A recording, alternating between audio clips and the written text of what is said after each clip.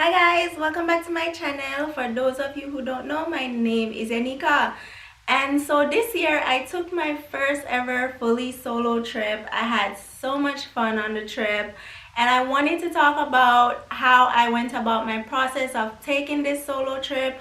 I haven't yet posted a video of the trip, but I'm gonna post the video in like another day or two so you guys can see what all I did and all this fun stuff that I did on the trip. But before I do that, I wanted to tell you guys how I went about my process of taking the solo trip.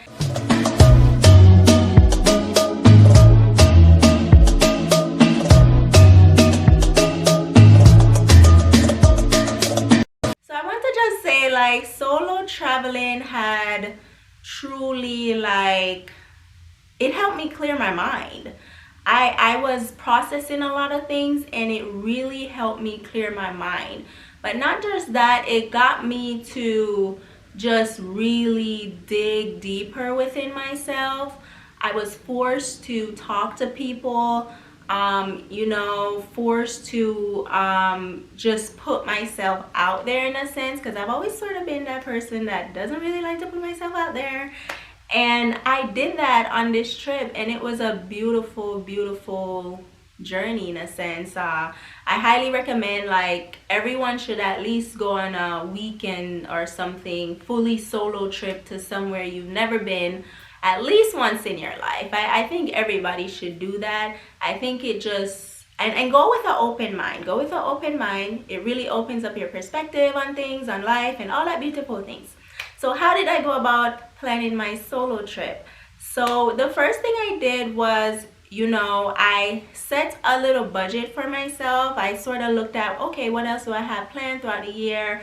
What amount of money can I put towards this solo trip? So I think setting a budget first is important, because then when you start looking up destinations, you can then be able to decide if you want to go a super expensive vacation or a more low-key, chiller, cheaper type of vacation, or it basically allows you to narrow down your options, okay? Because the next thing you want to do is start looking up some destinations. So it's important to have that budget. Like, do you have $1,000 budget or a $5,000 budget? Because where you can go on $1,000 is way different than where you can go on $5,000, right? So the next thing is destinations. I think for us women, I think for the first time, I would recommend domestic, but it doesn't have to be domestic. That's just my recommendation for women traveling solo for the first time. I personally chose a domestic destination. I chose somewhere I was trying to go for a while. I was looking at several destinations. I think on my list was like Atlanta, and then I had San Francisco, San Diego. I had like Chicago, Houston. I had several destinations. I feel like most other major cities I've already been to. Oh yeah, I think I had New York on it too, even though technically I've been there before when I was little. Anyways, yeah, so pick a destination. I went with San Francisco because I've been in California. I had, at the time, I didn't reach my 5-year mark yet, but I had almost been here. I've been here for over 4 years, and I never went to San Francisco. I never had any reason, or I never had the time, or whatever, right? I never went to San Francisco. So I was like, oh, let me go to San Francisco. And so then, yeah, I started being able to look things up from there. I started looking things up, activities, things to do. What was helpful for me is just online forums and like Facebook groups, Facebook travel groups, as well as just looking online on Google, seeing some of the key points, and then also seeing the low key points that most people probably won't know about. So I started looking those things up. Then I started just putting together, like, I like to create a tentative itinerary, but that's just how I travel. I know there's people who travel who like to just wing it, and that's fine. Totally go for that if that's your thing. I can't go on a trip where I don't have nothing planned. I feel like I'm gonna spend too much time in my head trying to figure out, okay, where do I want to go, and I didn't want to do that. So I kind of put together like a little tentative itinerary. Everything wasn't completely set in stone, but I had everything together for the most part. And then from there, you just start looking up ticket prices, start booking tickets, and that's what I did. I started booking. I didn't fly. I drove, since it was just like 5 hours from LA. So I chose to drive, but you can decide to fly or not. Then you want to decide if you want to do like a cheaper accommodation like Airbnb, or if you want to do hotel. I'm a hotel kind of girl. I'm really not a big fan of Airbnb. Quite honestly, the only time I consider Airbnb is when I'm traveling with other people and they're like, oh, let's do Airbnb. But I'm really not an Airbnb kind of girl. But people always be trying to do Airbnb, so I just be like, okay, I guess I'll do Airbnb for y'all, but I really don't want to do it. I personally prefer hotels because I like to come home. Like, I like when I'm out and then I come home and the place is already clean. Like, I like that. I like to know that I don't gotta worry about, okay, where I'm going for breakfast. And I like to just be able to go down and grab a little bit of breakfast in the morning. You know, I'm a little bougie when it comes to stuff like that, but you know, I understand not everybody is like that. So if you want to do Airbnb, go for the Airbnb. I just recommend, like, if you're a woman though, maybe it's just my own paranoia, but I just think hotels are better, especially for women traveling solo.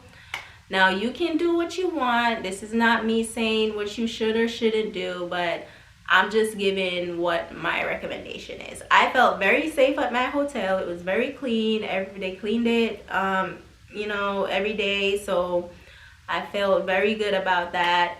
Felt very safe, all that good stuff.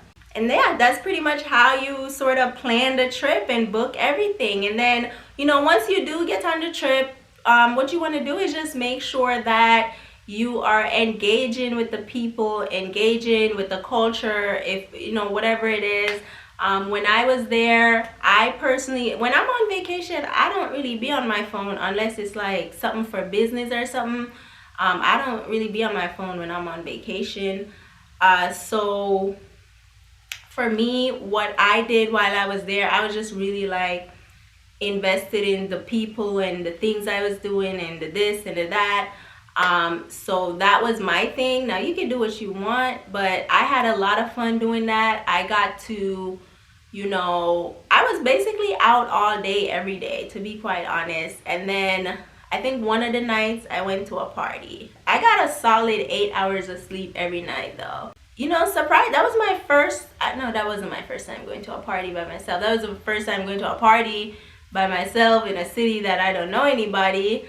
And I had a lot of fun, surprisingly. Like, the people had vibes, you know what I'm saying? So it was actually a lot of fun. You know, so don't be afraid to indulge in the culture. Like, and the people were so nice on my trip. You know, like, even like when I went to Alcatraz, and when I was coming back, there was this couple that saw me. I had on like a romper. I was freezing my butt off because I did not know by the way, San Francisco gets so cold. And it was summer and they were so cold up there in the evenings. And so this couple saw me and they felt so bad, and they gave me like their sweater to put on my feet because I was freezing my butt off. And at first the man had asked me if I wanted it, and I was like, no. He was like, it's brand new. I'm like, no. And then like, I think they just saw like I was just saying no to be like nice, and they just insisted on giving me the sweater. And then we actually started talking. And you know, we were chatting it up. They were from London, and they're like near retirement age and just traveling and having fun, and they were so cool. Like it was nice. It was nice. I think that was my first night there. So I think from that moment I started to be more open, because when I first got there I was like a little scared, whatever. But I think from that moment of the couple doing that actually allowed me to, like, the next day when I was out and about and people were talking to me, I actually talked back. And when I went to different things, they were talking to me, I talked back. And I even when I went to the Black Wall Street Gala, this man had a crush on me or whatever, so he kept flirting all night or whatever. And I'm like, oh, he even invited me to his little friends and family picnic. but I wasn't gonna be in town by that point. I think it was supposed to be on the Sunday and I wasn't gonna be in town. But yeah, like it was just stuff like that. Like people just kept talking to me, being friendly to me, and that was mainly because I opened myself up to it, you know. So you have to be open and willing to engage.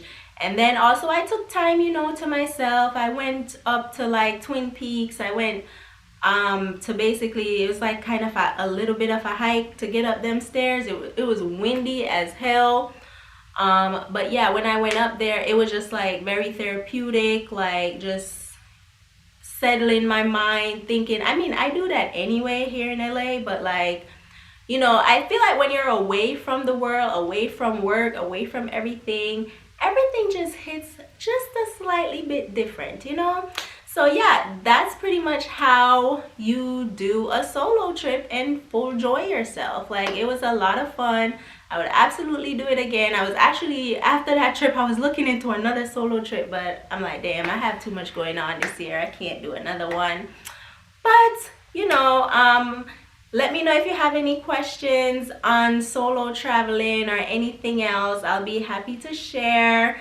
I had so much fun, and like I said, I'll load those videos of my trip and all that I did and all that good stuff. So I want to thank you guys once more for watching, and I will see you in my next video.